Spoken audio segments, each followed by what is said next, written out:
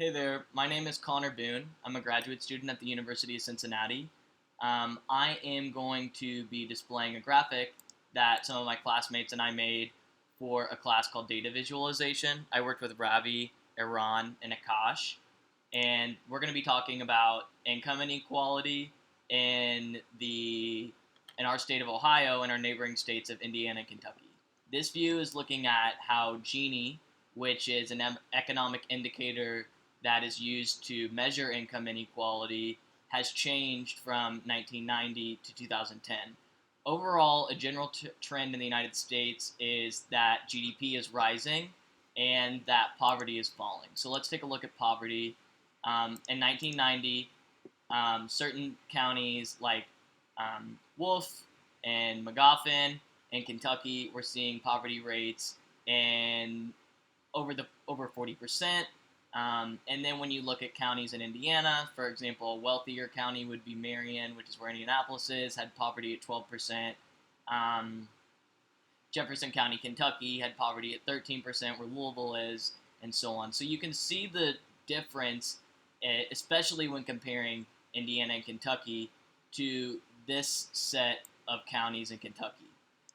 So as we go along to 2000, we can see that Marion County poverty decreased to 7%, but still in this region of counties, we're still seeing very high poverty levels. Wolfe County's 35%, Martin County's 37%, Owsley County's at 45%, and then as we look at 2010, we can see that poverty, although increased, which would make sense as the U.S. was entering a recession or really started to feel the effects of it, it really affected counties in eastern Kentucky.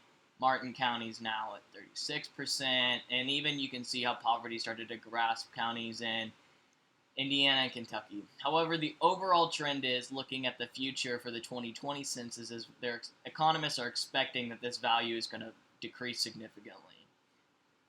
So when we look at Gini for all 3 years, obviously, along with poverty, that would usually indicate that a region has high income inequality, that Eastern Kentucky takes the medal there on the places where income is most unevenly distributed. But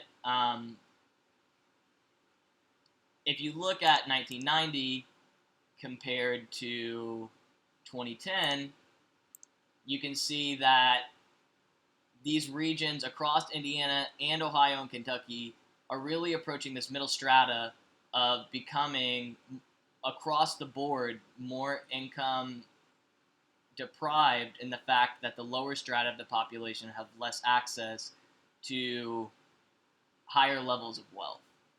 This is typically regarded as a statistic that can show how well an economy is doing overall. So we thought it was important to show how over time these values have been changing, and then also to show the difference between counties such as those that are in Indiana compared to those to our very close neighbors in Kentucky. Overall, income inequality in Kentucky is regarded as some of the lowest, or in this case, the highest, whereas in Gini, a 1 value would indicate that income is unevenly distributed among a population, and a 0 value means it is evenly distributed amongst the strata. Kentucky is the state that has the most income inequality in the United States. So when we look at that, the second dashboard, these statistics are economic indicators that can affect Gini. Unemployment obviously would indicate that someone is unable to access income because they have no access to a job. Steady unemployment obviously rose in 2010 once the recession started to take hold. It fell in 2000 right after the dot-com boom.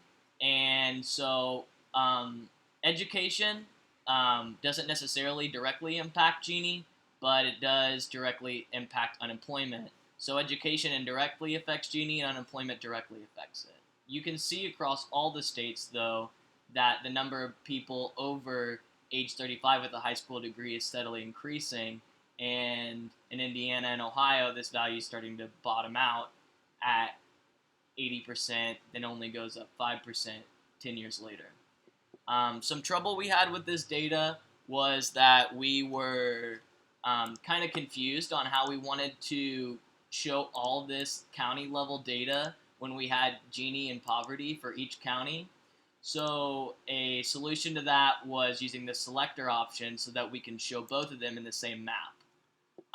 Another issue we had was trying to relate some of the other kinds of data we had. We had income by quintile, and we also had other values for education, and wanted to show how that would affect.